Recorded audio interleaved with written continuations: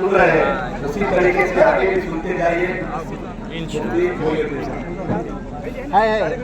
आदिल सुकून से रहे, अमान से रहे, इत्मीनान से रहे। जैसे कि अभी आप लोगों से अपील की गई थी कि ये एहतजाज खत्म होने के बाद आप लोग इसी तरह अमन अमान, सुकून, शांति के साथ अपने घरों पर, अपनी दुकानों पर जाएंगे इंशाअल्लाह। इसका वादा कीजिए इंशाअल्लाह। बहुत ही अफसोस हुआ जब ये खबर कानों पर पड़ी कि शिवाजी महाराज की वो जमीन जो उनके कारनामों की गवाह है, उस पर अल्लाह के घर को ढा दिया गया और उसमें कुछ लोगों ने आतंकवादी तरीके से दाखिल होकर हमारे मुल्क की पेशानी पर एक कालिक पोत दी है। हमें इसका अफसोस है और इसी अफसोस के इजहार के लिए हम लोग यहाँ पर जमा हुए हैं।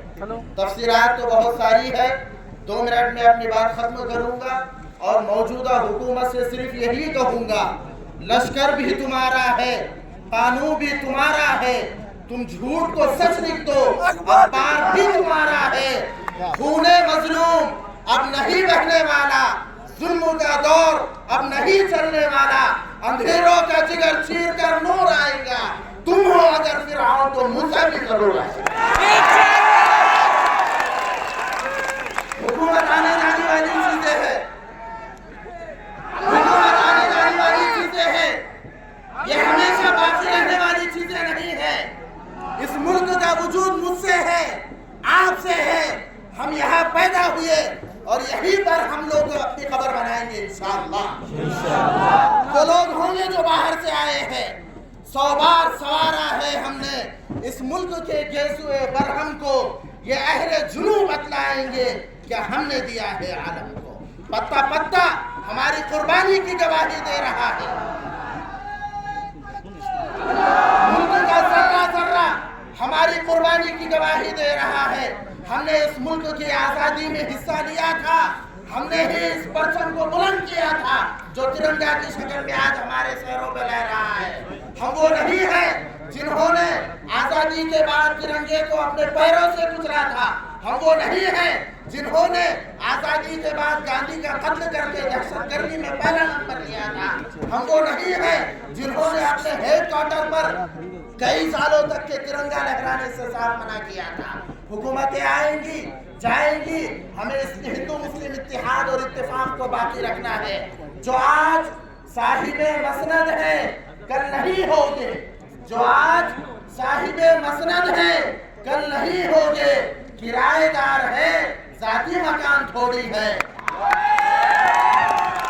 सभी का खून है शामिल यहाँ की मिट्टी में, सभी का खून है।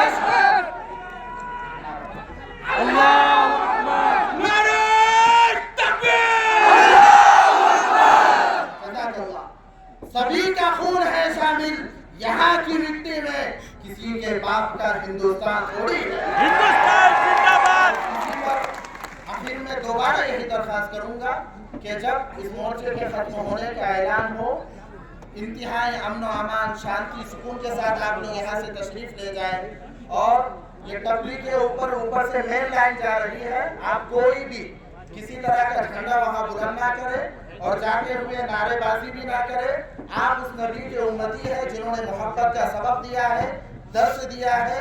हम लोग एनआरसी के वक्त जो गलत तरीके पर हमारे बच्चों को फंसाया गया वो मंजर देख चुके हैं, दोबारा वो कहानी दोहराना और उसको अपनी आंखों से देखना हमारे बस की बात नहीं है।